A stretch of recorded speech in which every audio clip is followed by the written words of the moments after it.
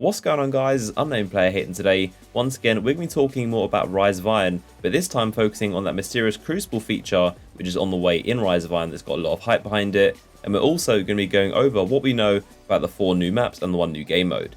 So when Bungie first announced Rise of Iron, they said there's going to be new Crucible features, and the word features is definitely very important there. Obviously it means something new and different, like something we can use and interact with. Obviously they aren't talking about something like new maps or the new mode or weapon balancing. They mean something else entirely. So initially they said features, but recently they've just been hyping up this one big feature, so I'm not sure exactly how many of them are. I'm going to be talking about what I think they are, and also all the possibilities of what they could be. But firstly, let's go over what's been said about them. So Game Informer said this when they asked Bungie about this new feature. They said Bungie proclaims to have one major change that's coming to Crucible Play when Rise of Iron launches. The team isn't quite ready to pull back the curtain, so when pressed, the team expressed enthusiasm for the way the new feature can continue to evolve player expectations for Crucible Play, but they stopped short of providing any details. They also said that Rise of Iron included has the introduction of the long-awaited feature our community has been clamoring for, and that is said by Lars Bakken, who is the Crucible lead designer. So this is officially what they said when Game Informer asked them, and it's a long-awaited feature the community has been clamoring for apparently, and also that it continues to evolve the player expectations of Crucible Play in general. So my guess personally is private matches. I know there are a lot of other possibilities as well, which I'll talk about, but leave a comment down below, what do you think this means, and what do you think this mystery feature could be that apparently the community has been wanting for a long time. There was also an interview with Scott Taylor from Bungie, and he said the new PvP stuff, I think, is going to make people very, very happy. And to me, again, that doesn't sound like something just like 4 maps in a game mode. I think he's talking about something else entirely, and especially something that's going to make people very happy. It sounds like something bigger.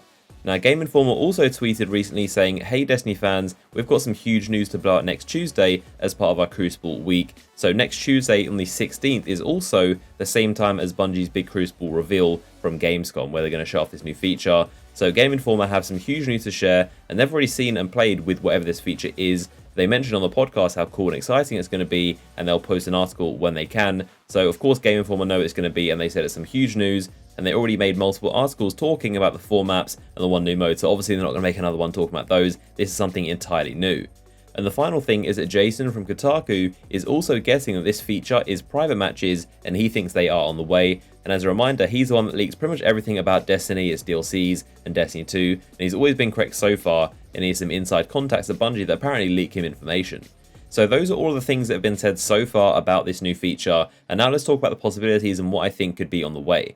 So firstly, and I think what is most likely, is definitely either private matches or custom games, and there is a slight difference between the two. Obviously they both mean generally the same thing, being able to host your own lobby, but custom games is generally a lot more different, and it's basically a massive amount of customization. You could say turn on and off supers, you could like take off heavy weapons or say hand cannons in general. You give people like triple health, no shields, or enable super speed. Those are the kind of things you could see in custom games. It's basically a crazy level of customization, whereas private match is the more simple and basic options where you can host the lobby, pick the game mode, time limit teams, maybe toggle like heavy on and off, but it's super basic. And I think more likely, I think maybe in Destiny 2 we might get something closer to custom games where we can do a crazy level of customization. As for right now, I think the basic options is definitely a lot more likely. Obviously the more options the better. Now some other options could be things like a ranked playlist with a competitive ladder. There are like rule sets, some things are banned, you can't back out, and it's very like a strict competitive playlist, and you can earn cosmetic items like shaders and emblems. I think that would also be really cool, and definitely something else I've seen quite a lot of people request. Also map voting, I'd really love this, but I'm not sure if Bungie would want this as a feature. I feel like Bungie wants us to play a variety of maps, and if it was up to us with voting, we'd probably never play Cathedral of Dusk ever, and there'll be a lot of maps that would never get played, so I feel like they wouldn't really add this, but map voting is definitely something I know a lot of people would want.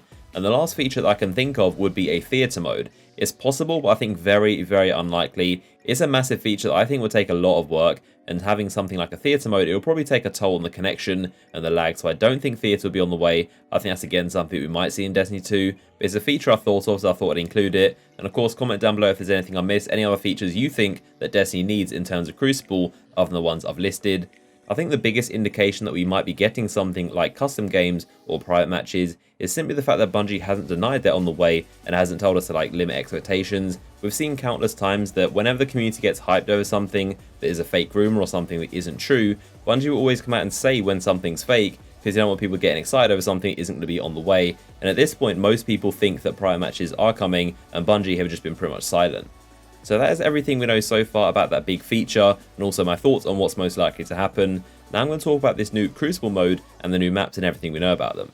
So the mode itself is called Supremacy, and it's basically kill confirmed if you ever played COD. You can drop crests and enemies will drop them as well. So you get points for your team for confirming crests of the enemies that you've killed or your teammates have killed. You can also deny the crests of your teammates that have died to prevent the enemy from getting them and them getting points as well.